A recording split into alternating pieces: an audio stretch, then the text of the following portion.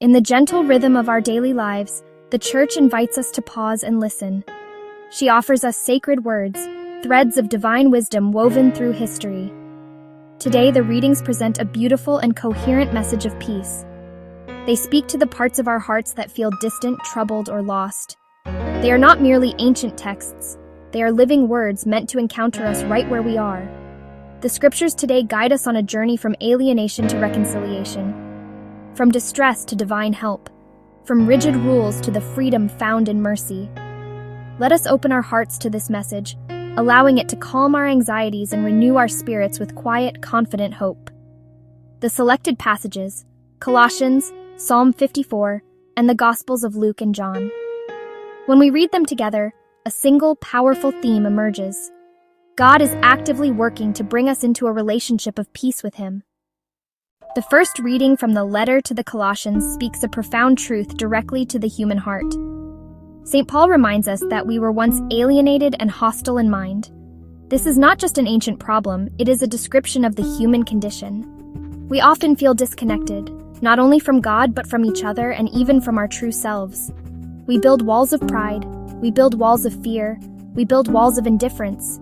We get lost in our own pursuits and anxieties.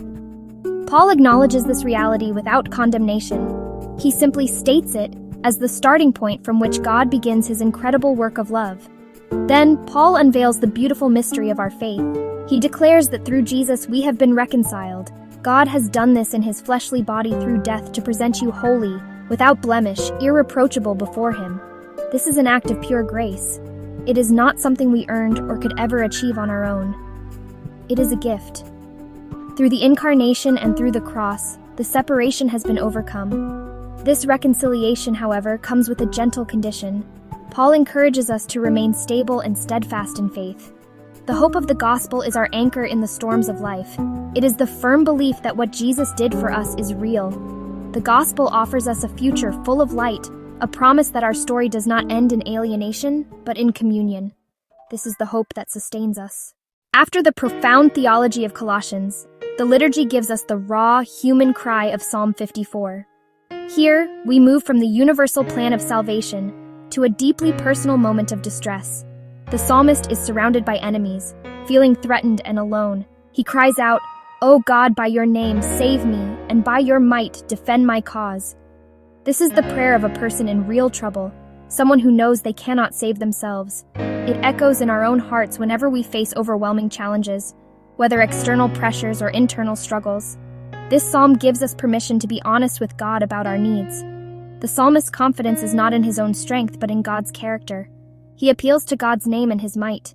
To call on God's name was to call on His very being, His power, His faithfulness, His love. The central turning point of the psalm is the beautiful declaration, "Behold, God is my helper. The Lord is the sustainer of my life." This is a profound statement of faith. In the midst of his crisis, the psalmist looks beyond his circumstances. God is not a distant, uninvolved deity.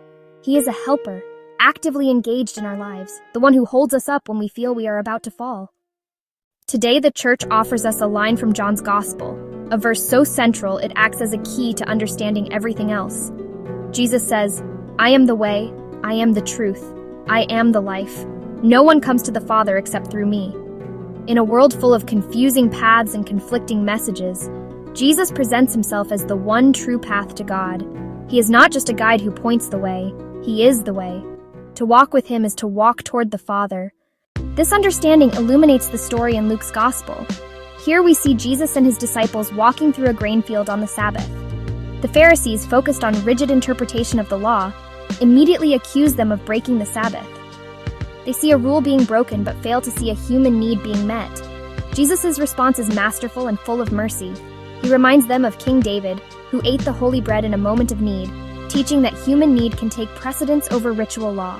He concludes with a monumental statement, "The Son of Man is Lord of the Sabbath."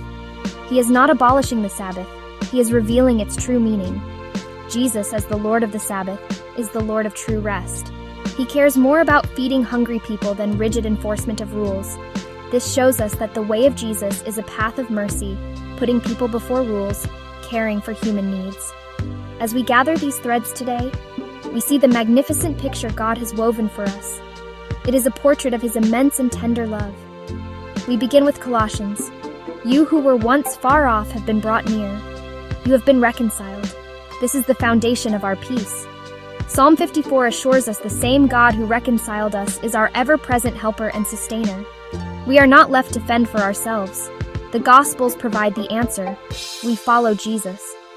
John declares him to be the one and only way, truth, and life. He is the living embodiment of God's plan. Luke shows us what this way looks like in practice.